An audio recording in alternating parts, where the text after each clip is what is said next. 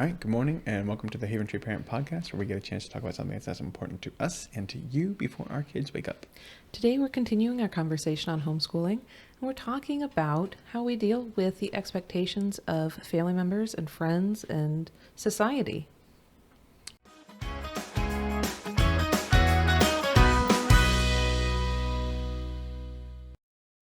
Yeah, so this morning, like you said, we're going to talk about just the next phase in the homeschooling conversation and dealing with the criticisms that society brings up, especially right now under the light of the coronavirus, and to just help everybody's minds figure out how to absorb all the information and misinformation about best choices and practices. Obviously, we've chosen homeschool, and that's because we've done it for 3 or 4 years. But I think that it's something that more now than ever is something that people have to think about. There's lots of conversations about, my kids want to go back to school, so I send them. But then if I send them, am I selfish for sending them? Am I selfish for keeping them home? What if they hate me for staying home? My oldest still struggles with reading. What if she falls behind because of me? What if they lose their friends because they miss out on a year of school? Okay, I'll send them. Well, now I ought to keep us home from family gatherings because my kids are around a bunch of other students. And who knows what those other families are doing. And I'm concerned about my kids taking it to my grandma. So now we're missing out on family events and birthday parties. There's so many variables that go into the school decision this year. There's so many opinions of neighbors, friends, family members. If you choose to keep them home, you may have family members that say, like, kids need to be in school, like, you're just afraid of the coronavirus and it's not real, or whatever people say, because everybody has an opinion that they need to share. Or, if you send them to school, you'll have people that are like, aren't you concerned about the coronavirus? You're belittling this thing that's killing, thousands of people. Right. Endangering teachers, endangering other family members, and, yourself, your own family. So it kind of becomes this darned if you do, darned if you don't mentality that there's no right answer to. And I think that's really unfortunate, because at the end of the day, I think most parents really are genuinely trying to figure out and do what's best for their kids. And there's a lot of pressures attached to that. Well, and I would say too, there's not only the pressure of trying to figure out what the best thing is, there's people that can't just do absolutely. that. So there's not, some people, it's not really an option if they're going to. And so if the choice is that you have to find a different way to do school, there's not many options, because we're supposed to be isolating and not being around everybody. So how do you if the choice is I go to work and feed my kids, or I stay home because I'm worried about my kids bringing home coronavirus, like, feeding your kids tends to be kind of important, that's pretty high up on, like, the things that must be done as a parent. And so that choice becomes very stressful. And then the what if a kid in the class tests positive and then everybody has to stay home for 14 days? What if my kid has a fever? Do I, wait 14 days to see if it's coronavirus when it was just a cold or the flu, and do this, how many times during this school year? Right. 20, because there's 20 kids. No, I'm just kidding. Well, yeah, it becomes a very difficult thing. And then you include on top of that kids who struggle, have sensory difficulties, who can't tolerate wearing a mask, or are going to have a hard time with that, or are going to be distracted by that, or are going to have a hard time following some of the social distancing things, and so parents don't want to have to put their kid through that every day. There's so many considerations this year, and so it really becomes this thing where people more so than ever are kind of considering homeschooling, or thinking about homeschooling, or wondering if they're going to have to do school at home at some point. But, we think it's really important to talk about that on the flip side of that. If you decide to homeschool and forgo some of the nonsense, what are some of the things that people may say? And what are things that we've done to address those, or talk to people about those? Because we've had some strong opinions from people that I never expected before I started homeschooling. We had some family members that were not in favor of homeschooling. Now that we've done it for a while, they've kind of come around. But initially, we're very vocal about the kids needing to be in school. And it was kind of an awkward conversation of like, well, you know, when Adri's a first grader, are you going to send her to school, or is she going to go to school for real? And, you know, we had to kind of address some of those conversations because I think it, number one, was really discouraging to have family members that were not supportive, not encouraging, because homeschooling is really hard. If you watched the earlier podcast about some of the struggles and difficulties I had early on with Adri, those comments did not help. Those comments were the last thing that I needed to hear, you know, family members of people that should have my back, kind of implying that Adri wasn't doing real school and what I was doing with her was less than, when I was already feeling that, you know, without anybody suggesting of such. Right. And I remember, you know, that was a struggling conversation, and just, you know, it was hard to hear that reverberation back. Right. And it was like, we want to do this, it will be a beneficial thing, and you know, and it's hard, especially now, I'm sure, for people. I mean, that this conversation has to be resounding around everybody that's talking about it, because there's a mixed bag of, this person wants schools open, this person wants you know, a virtual I think option. If anything, those opinions are going to be louder and more aggressive than they ever have been for us. Right. You know, in some ways we're at an advantage of, this is what we've always done. Obviously we're changing for Jay, but our family has come to expect, our friends have come to expect and know this is what we do. And so they know our decision isn't necessarily based off of coronavirus, right? We've adjusted things this year, but they know that we were already homeschooling. We already had decided this was best for our kid. Right. But I think what we're saying is be encouraged. Right. That absolutely. You're taking care of your kid. You're doing what you're thinking is best for them and their health and your health and for your family's well-being. And you know, all that's coming out of that. So I think to shut those comments down, you know, what we ended up doing was really just talking about, what we were doing with our kids. And for some of our family members, one of the things that did help was to be really open and sort of involve them in that process, you know, and say, like, do you want to look at the curriculum? Do you want to go to the homeschool convention with me and compare and see why I chose to do this with our kids versus that? And consider that even though what family members are saying is rude or offensive or inappropriate or hurtful, and a side of them you've probably never seen before, because it hasn't come up until now. It's for most people that are going to be going to homeschooling. It's also not necessarily that they're trying to be discouraging or hateful, you know, even though it comes across as like very much what my knee-jerk reaction was always like, mind your own business, it's my kid, which you can say, and that's a perfectly valid answer. At the end of the day, it is your kid. And, you know, I've said to lots of people, like, you know your kid best, right? God gave this kid to you, or these kids to you, and you're their mama, you're their daddy. You get to decide what's best for your kid, and that isn't anybody else's decision. Obviously, in circumstances where parents aren't doing what they should be, that's a little different. But in general, you know, these parents that are stressed about what decision to make and what family members or friends have to say, at the end of the day, God did not give the kids to those people. He gave them to you. And so it's perfectly okay to just say that. But I think what we experienced was that a lot of times family members were genuinely concerned or wanting to be supportive or didn't understand or weren't well educated. And so for me to say, like, this is the curriculum that we're using. This curriculum is used in 80% of private schools across the country. This curriculum, kids who take standardized tests, who have been exposed to this curriculum, on average score above 90% of their peers in public schools. You know, to give them some of those facts and to say, this is what I'm doing. Whether that's using a dedicated curriculum or not, that's okay. You still have good reasons that you chose that. Hopefully. Right. Even if you don't know for sure, you haven't really sat down and thought about what they are or written down, like, why, you did have a reason, right? Like, we have God-given wisdom as parents, and you are allowed to explain that to people.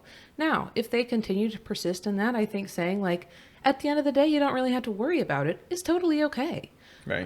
But I think sometimes, rather than get defensive, which was my initial reaction, giving them some of that information of, like, I've spent hours and tears and, Right, because once you open the homeschooling books and you, Right. or at least the what do you want to Choosing. order, you Yeah. have to pick all these options. Like, what are And you going to do it's for math? overwhelming. Well, there's And 5,000 books to pick from. And there was so. sort of this attitude of, like, well, like, I don't know what you're making up with them. Like, because I would make jokes about, like, well, today science was watching Magic School Bus, which is perfectly acceptable in my opinion, but that's not what you need to base every day on. And acceptable by state homeschool board standards or whatever. Absolutely. So, yeah. Well, I mean, how many times did you watch a movie in public schools or in private schools? Right. Like, for heaven's sakes. But, I would kind of make light of, like, a bad day, and they would be like, what are you teaching? And so to really provide some of that context and those details, I think, was important for some of our family members and friends. Right. And also to have a list of, like, this is why. If, as we said sort of in our last podcast, if Adri was in a traditional school setting, she would likely have to be medicated. And we don't want to do that right now. Right. That was a really helpful thing for family members to hear. And to hear that it was something that we had talked with our pediatrician about, and we had talked with some teachers of her age at the time about, and we had done the legwork on that, and it wasn't just like some cockamamie half-brained idea. We had some reference to back up what it was that we were saying and why this was what was best for our kid. And again, that's something that is going to be different depending on your kid, depending on your curriculum, but it is definitely a conversation that you're allowed to have, but you're not obligated to have. So I think both sides of that are important to consider. As neither of us were homeschooled, we both went in private school and public school, Yeah. Sort of interchanged different schools. Yeah. And I don't know, I feel like there's a weird connection some people have to wanting to send their kids to school, or like thinking that that's the number one way for Yeah. education. I feel like in the current light of, even before the coronavirus, I was very much like, obviously we were already doing homeschooling, and I Right. saw the benefits of online training programs and just different things that were available, and Yeah. applications and all sorts of things that you could put on tablets and kids' devices. And it was already like, there's so much educational benefits that we can tap into. Absolutely. That I sort of question why we still have brick and mortar schools even before coronavirus. There's but obviously very good reasons if for you it. watch the first episode of this new series, I was not a fan of school anyway until after high Yeah, school, and I'm yeah. all about doing the a la carte style of pick what I Yeah. want to learn. So I never had a connection to either of my school. Like, No. I remember kids in high So- school crying because school was over, and I was like, "See ya, I'm gone, I'm out of here." So I actually was homeschooled for kindergarten and the Oh, beginning sorry. of first grade. That's okay. I technically was always a year ahead in school because, so it actually is a really good, it kind of leads into the other part of this that I wanted to talk about Sure, today. sure. So I shared in the last podcast, I come from a lot of like super intellectual, maybe not all socially intelligent, family members, right? Mm-hmm. They're the kind of the traditional stereotypical people that are like brilliant, but maybe kind of awkward, right? Like that's most of my family. Right. And That's if why that's why she brought me into the mix and made me join the family. So. right. If you know me in person, it'll be like, oh, that kind of makes sense. That because I feel like I tend to kind of be that way sometimes too until you know me. Sure. That I can be a little in my own head or withdrawn until it's something that I feel comfortable, being myself with. But it is exactly why Josh is a really wonderful balance to me because you tend to kind of be the opposite. And so it brings out the best in both of us and Yeah. balances some of our weaknesses. I like to play devil's advocate and challenge Yeah, ideas and So, but that said, it sort of has been the understanding or expectation that like kids are able to read by the time they're like 2 or 3 and read well. Like that is just what you do. That's what kids do. If your 3-year-old, your 4-year-old is not reading at a 2nd or 3rd grade level, you have not done your duty as a parent. Okay. There's lots of stories about like my uncle's reading, the newspaper at 3 and 4. And my mom ended up 2 years ahead in school by the time she was done because academically she was so far ahead. And so I also started reading at a very young age, read very well. I had to homeschool for the first half of kindergarten first half of first grade because they didn't want to let me in because I was too young. And then halfway through the year, they did an assessment. And my first grade teacher said she reads better than any of the kids in my class. Mm-hmm. Like, of course she can come to first grade. And then from that time on, I was in private schools. A variety. I attended 3 different private schools throughout my time there. But, so my experience then has mostly been private school and no public school. But we wanted to be able to provide something to our kids that was different. But back, I guess, more to the point, when Adri wasn't reading at 3, when Adri wasn't reading well at 5 or 6, I heard about it. I heard a lot of comments about it. On the one side, I have family members from both sides of our family sort of slamming homeschool or implying that it was less than or not real school.